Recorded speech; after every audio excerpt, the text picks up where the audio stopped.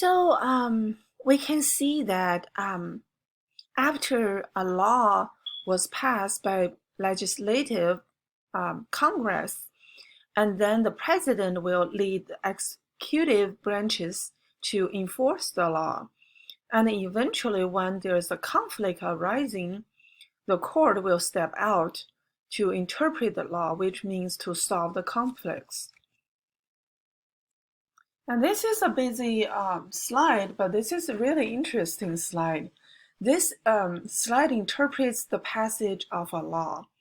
So eventually, originally, an idea is turned into a bill, and the legislator agrees to sponsor and write a dear colleague letter to get co-sponsors, and the bill introduced in House and Senate and referred to committee. And look at this, refer to subcommittee. So we have this fabulous idea, and we have a bunch of people decide to discuss about this bill, right? And it goes to a bunch of experts, and from committee to subcommittee hearings and markup, that is the bill rewritten. So this is the process of people examining the bill, the written documents, and then goes to full committee. Usually no hearings. If it fails, it go back to the subcommittee and being rewritten and go back. If it passes this step, it will go to full committee markup and goes to rules committee, schedules floor debate. So after the document was finalized, and it will go to the floor of debate, so people will be arguing about if we should pass the law or not. And then it goes to floor debate in House and the Senate with amendments. If it was rejected, it go back to the committee and go into these cycles again. Okay, if it's passed, congratulations, we have a new law, and the conference committee to reconcile differences.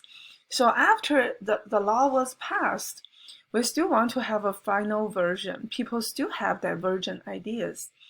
So the conference committee is to fix the differences and back to House and the Senate for confirmation, right?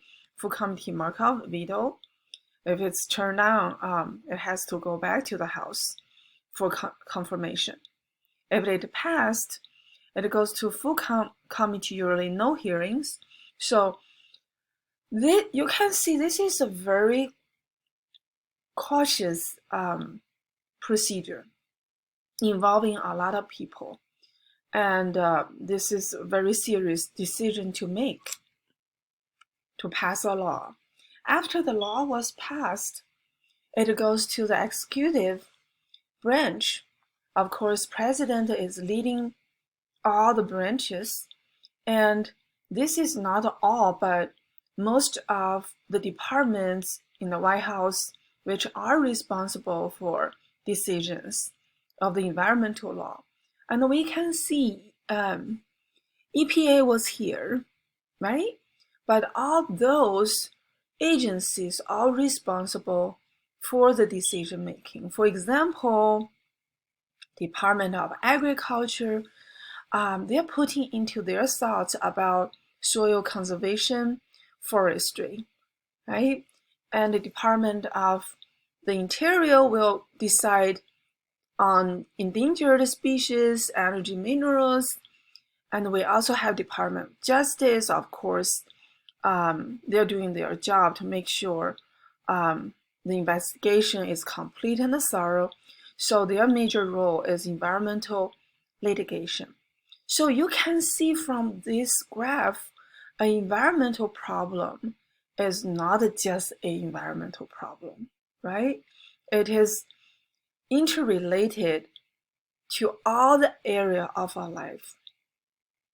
Just look at this graph, see how complicated, how many people got involved in the decision making.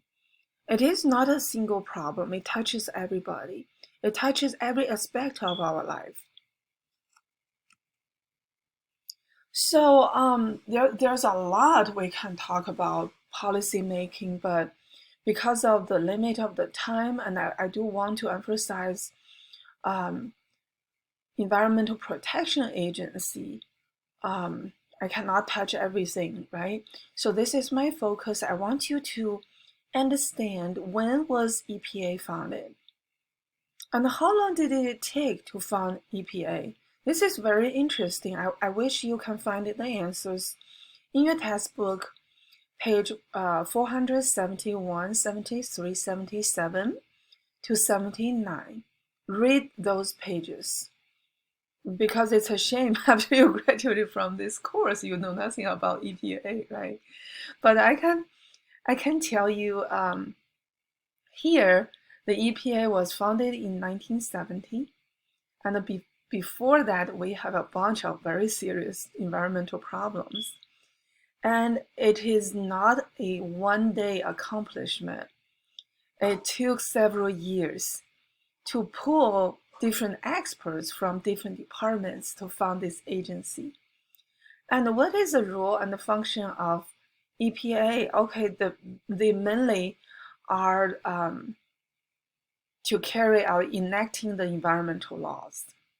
Okay, I want you to understand what challenges EPA are facing. They face a bunch of challenges that I can tell you for now. But hopefully, after you read the textbook, you'll have a more detailed idea about the functions and the roles and the challenges EPA is facing today. I want to point out this interesting slide.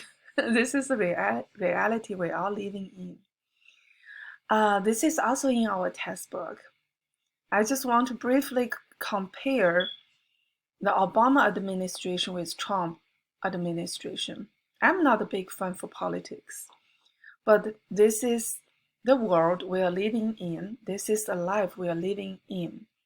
So Obama administration encouraged renewable energy and high fuel efficiency standards, and tried to restrict oil and gas exploitation, discourage mountaintop mining, blocking Keystone XL pipeline.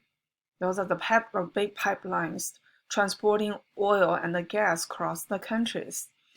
And the previous administration strengthens mercury regulations, and we did the mercury lab, right? We know how bad the bioaccumulation and magnification of mercury can be, right? And to our disappointment, especially my disappointment, the current administration, presidential administration, is doing everything opposite to those goals. So look at the left side of the slide. Are those things I'm teaching you over the semester, right? The renewable, non-renewable energy, try to enhance the fuel efficiency, and we don't want to over-explore the non-renewable resources and leave those environmental costs. And look at what currently is going on will help you to understand a political world or what kind of impact we are going to be under the politicians, under the politics, under the decision-making process.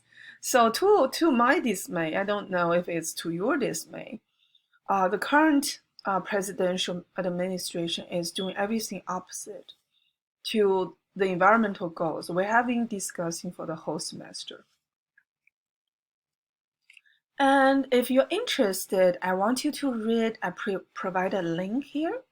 This is a article published on the New York Times just 2 days ago about the Trump administration is reversing nearly 100 environmental rules.